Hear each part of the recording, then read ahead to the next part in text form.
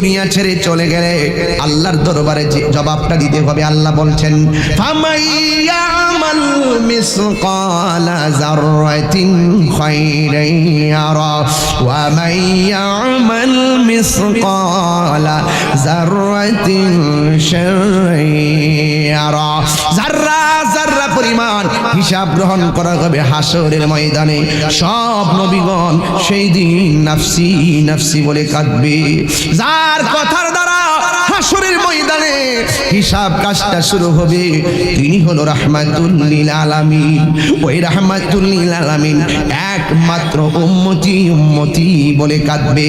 হাসরের ময়দানে 7 শ্রেণীর মানুষ আল্লাহর আরশে আজিমের নিচে ছায়া পাবে। 1 নম্বর হলো আদেল, যারা সমাজের ন্যায় বিচার করে। সমাজের বিচারক ভাই